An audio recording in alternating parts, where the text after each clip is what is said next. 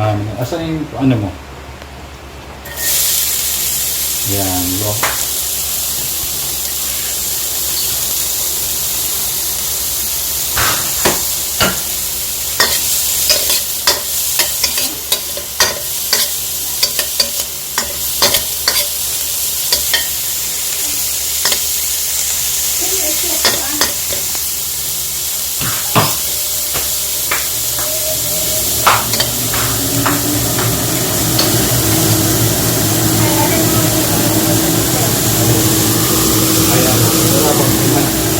Maliit lang yan, no?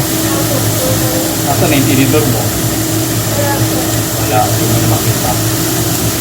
Kailangan natin. Wala ba si Mama? Kailangan natin sa mga malaki na.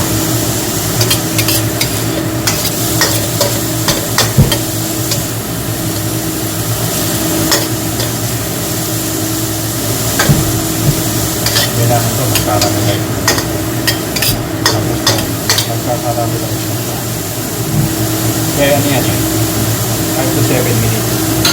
Hindi lang hinalang ito. 5 to 7 minutes mag-caramelize yung onions and then low fire lang. Yan. So, balikan natin to after 5 minutes. Bago mag... Caramelize. Ah, okay. Sarap. Chop mo na yung ano.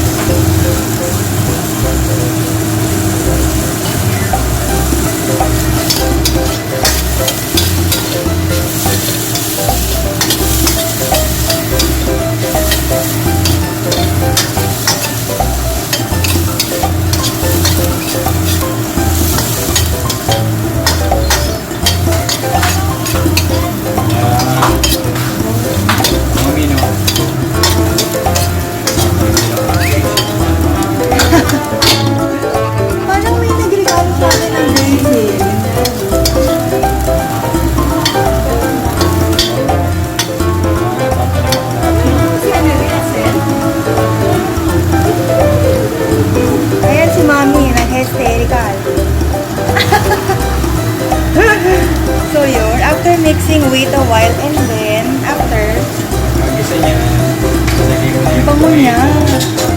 Mash mo lang po yung tomato.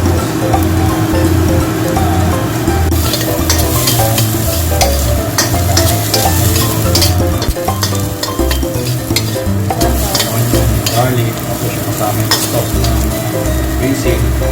Then, mamigil na natin. Fresh tomato.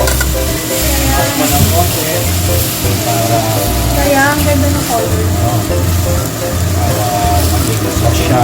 Then, kuloy mo siya ng mga 10 minutes para lumabas yung sauce niya.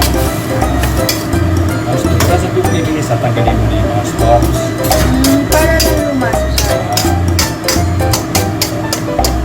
Wait ulit tayo. Okay. Okay. Natin yan.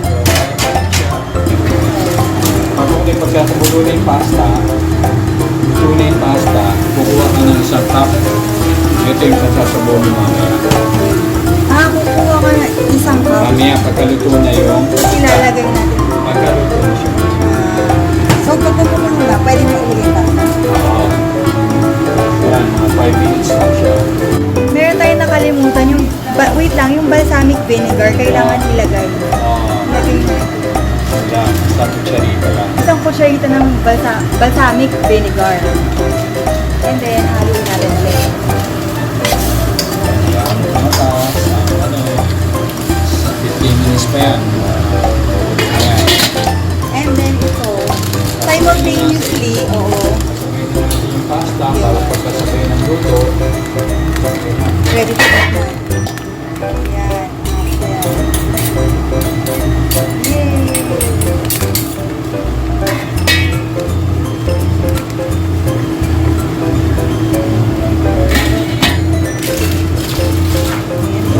So, let it boil for 5 minutes. Oh my God, 5. Ano, 10. Pagkaluto na siya, titignan natin. 7 minutes.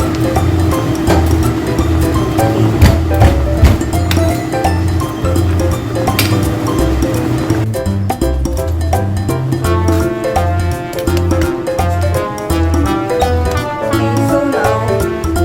Inipisan ko yung iwas para madali maluto yung ito. Kasi sa air fryer natin to, diba? Sa air fryer natin to, para hindi oily. Kasi syempre, special mention na naman si AZEL dito. Na. Lalagay natin dyan. Bababad sa water. After cutting. Alright.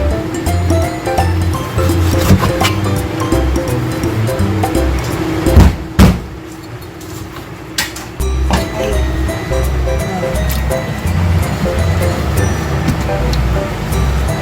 Okay.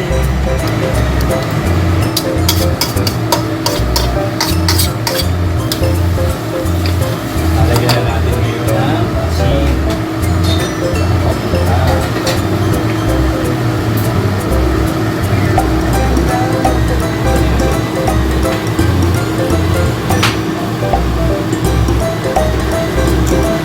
So hungry! Yan.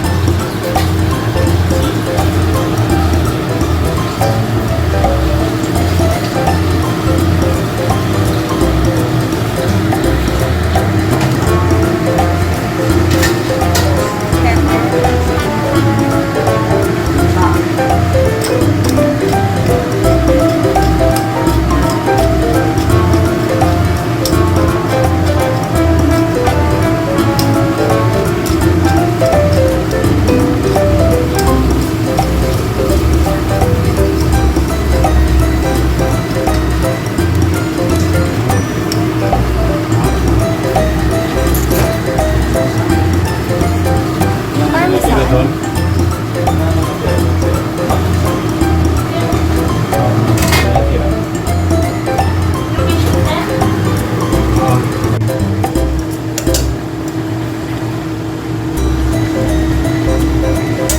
Tigas pa.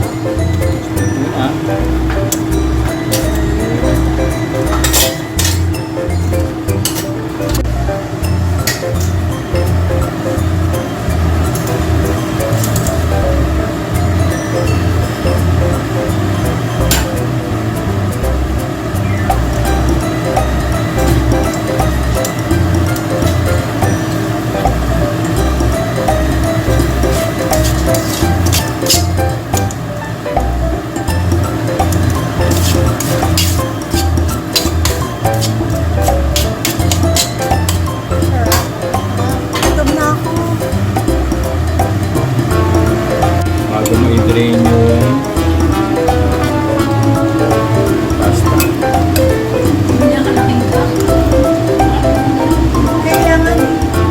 Kailangan kumuha ka ng cup para malagay mo dito, para mas malasa siya.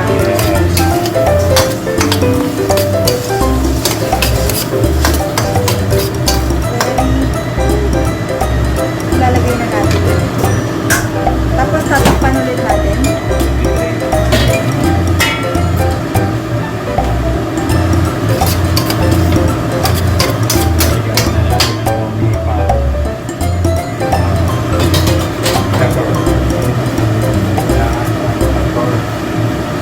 Maraming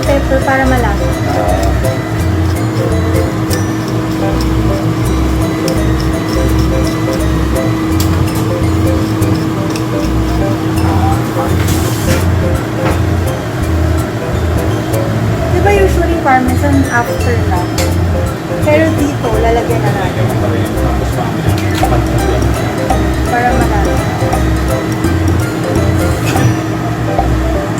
Yes, for parmesan. Bell, drain na. Drain na natin yung pasta.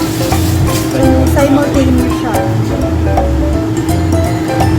Kailangan mo ng water yan. Wow. Easy breathing. And then mix. And 2 to 3 minutes. Okay na tayo. Wow! Ang ganda. Wow, the potatoes are all over.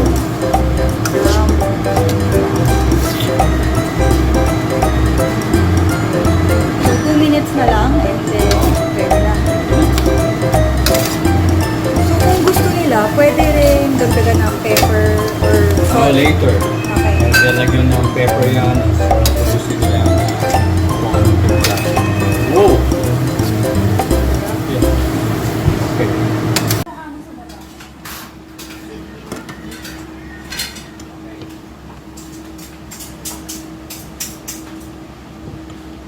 Papatayin na.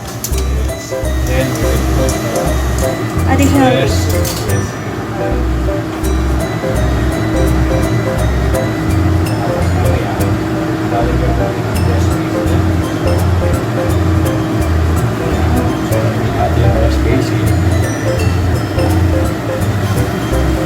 Kala ko gagawin mo yung ganun.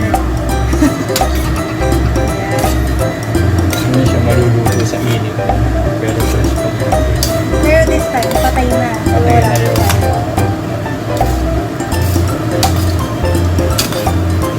Lalagyan na namin ang maraming parmesan.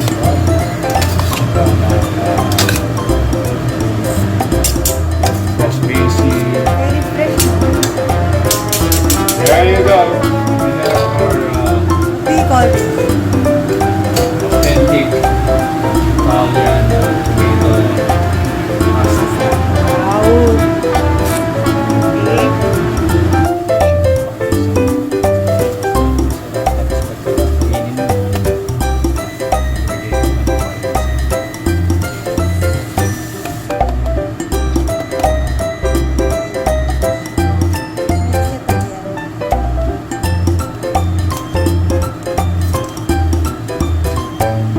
Very easy pero very yummy.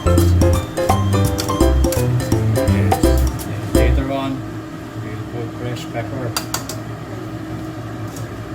Hindi na basta natin kakainin. We'll make it a gourmet.